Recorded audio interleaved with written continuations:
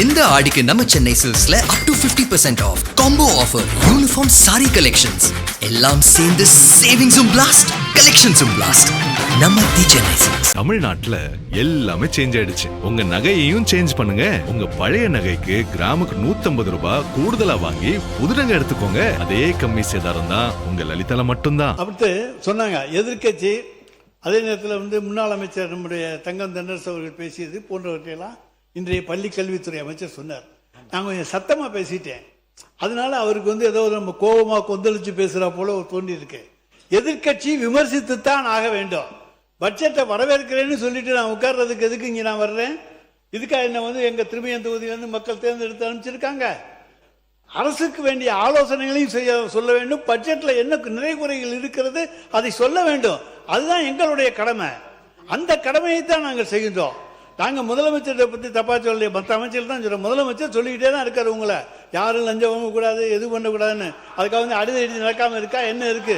அவர் சொல்றதே நீங்க யாரும் கேட்க மாட்டேங்கிறீங்க தான் எங்களுக்கு வருத்தம். மாண்பு உறுப்பினர் பேசியது அவைக்குழு நீக்கப்படுகிறது. பள்ளிக்கூடத்தில் அமைச்சர் அவர்கள் பேசுங்க. மாண்புமிகு சட்டமன்ற பேரவைத் தலைவர் அவர்களே, உங்கள் மூலமாக அண்ணனுக்கு சொல்கிறேன், அவர் சத்தமாக பேசலாம், சட்டத்தை குறித்து கூட பேசலாம். ஆனால் உண்மைக்கு புறமானதை பேசாமல் கொஞ்சம் உண்மையை பேசினால் நன்றாக இருக்கும் என்பது எங்களுடைய கோரிக்கை. அதே சமயம் பேசுகிற பேச்சு என்பது இரண்டு வகையான பேச்சு இருக்கிறது. ஒன்று, கையில் இருக்கிற அந்த குறிப்புகளை எடுத்து அதை வைத்து பேசுவது. இரண்டு, இதயத்திலிருந்து பேசுவது. இந்த இரண்டு வகையான பேச்சுகளையும் இந்த மதிப்பிற்குரிய மாமன்றம் பார்த்திருக்கிறது. மூன்றாவதாக ஒரு பேச்சு இருக்கிறது.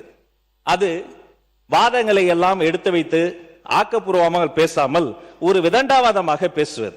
அண்ணனுடைய பேச்சு என்பது ஆரம்பம் முதலே ஆக்கப்பூர்வமான ஆலோசனைகளையோ விமர்சனங்களையோ வைத்தால் அதை ஏற்றுக்கொள்ளக்கூடிய மனநிலையில் தான் எங்கள் வெற்றி தலைவர் தமிழக வெற்றி கழகத்தை வளர்த்திருக்கிறார் என்பதை இந்த மாமன்றத்தில் கூறி, அதே சமயம் உண்மைக்கு புறமான ஏதேனும் ஒரு செய்தியை அவர் சொல்கிற பொழுது அதை அந்த இடத்திலேயே சுட்டி காட்டுவோம். நீங்கள் சொன்னதை போல எப்போதுமே நாங்கள் உரிமைக்கு குரல் கொடுப்போம், உறவுக்கு கை கொடுப்போம் என்பதை மீண்டும் அந்த உறுப்பினர்களுக்கு உங்கள் மூலமாக தெரியப்படுத்திக் கொள்கிறேன். நன்றி.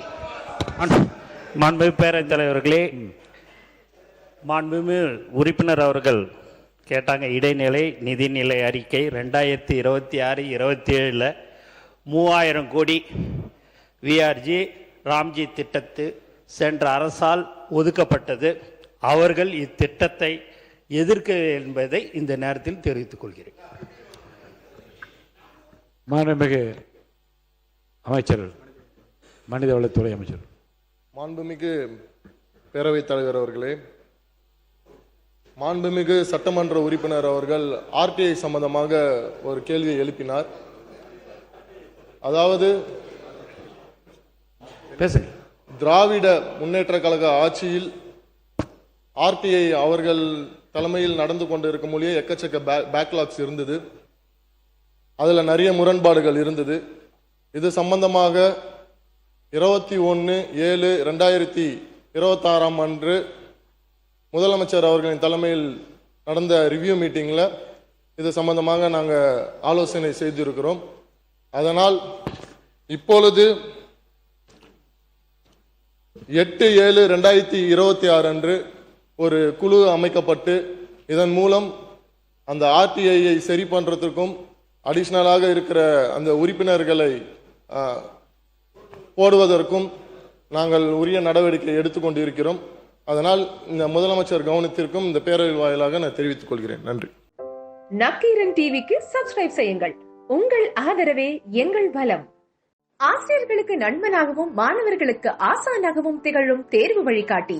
ஒவ்வொரு பாடத்திற்கும் அனுபவமிக்க ஆசிரியர்களின் துல்லியமான தெளிவான விடைகள். CNC இருக்கு, தேர்வு பயம் எதற்கு? இது தீரன் பப்ளிஷிங் ஹவுஸ் விற்பனை வெளியீடு.